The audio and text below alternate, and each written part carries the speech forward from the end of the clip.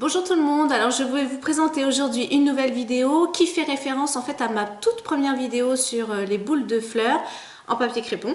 J'ai eu quelques questions sur YouTube de personnes qui voulaient savoir comment je faisais ou qui avaient un petit peu de difficulté à réaliser une fleur en papier crépon.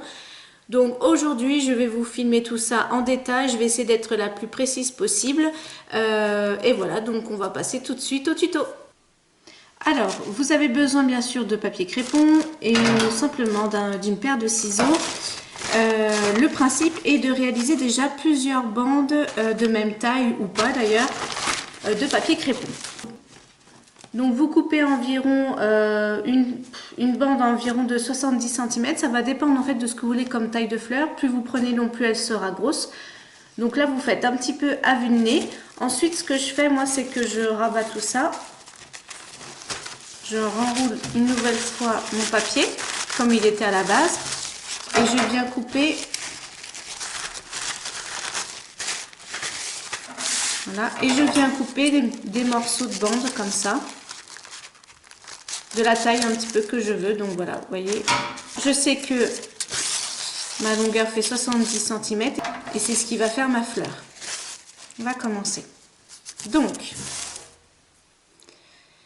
ce que vous faites d'abord, il faut faire la tige. Donc en fait, vous faites juste, vous rabattez votre papier crépon ici, comme ça, voilà.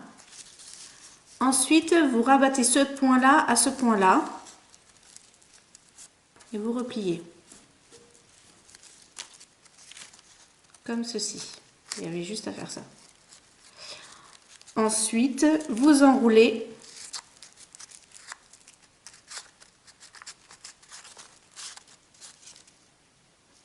Pour arriver à ça. Vous pouvez plier, il n'y a pas de souci. Et c'est là que ça devient le plus compliqué, puisque là en fait c'est comme si vous avez votre tige et c'est ce qui va vous permettre de prendre appui en fait sur ça pour pouvoir faire vos pétales. Ensuite vous rabattez le haut du papier crépon et vous le rabattez comme ceci. Vous avez juste à rabattre la pointe vers le bas. Voilà.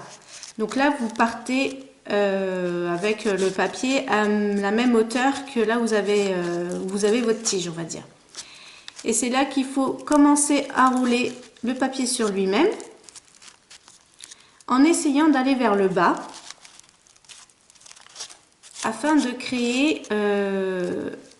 hop, je vais me mettre un peu plus proche, afin de créer en fait une bordure ici. Hop, je vais rabattre encore pour qu'elle soit un peu plus voyante, voilà, comme ceci. Et ensuite, vous rabattez cette bordure vers le bas et vous enroulez encore sur le papier sur lui-même et ainsi de suite. Hop, je rabats et j'enroule. En fait, au moment où vous rabattez, vous continuez en fait à rouler votre papier en même temps. Hop. Et ainsi de suite.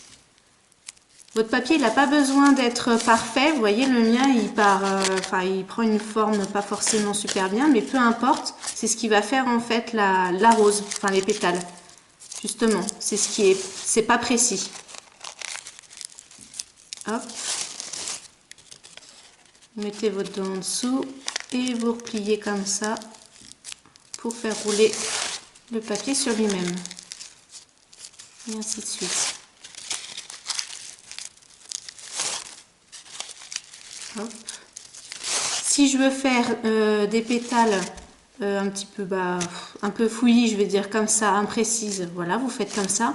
Si vous voulez quelque chose de plus pointu, plus précis, vous pouvez ici marquer avec le doigt en fait le papier. Et là, votre pétale, elle sera un peu moins arrondie, elle sera plus pointue. Voilà, comme ceci. Et là, je lui donne une autre forme.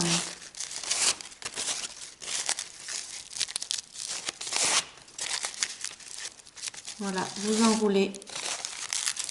Vous ne faites que ça en fait. Vous enroulez le papier d'un côté, comme ça, et vous tournez avec votre autre main pour rejoindre en fait les deux papiers et ainsi de suite. Jusqu'à ce que la taille vous plaise ou jusqu'à ce qu'il n'y ait plus de papier. Donc là c'est ce que je vais faire. Hop.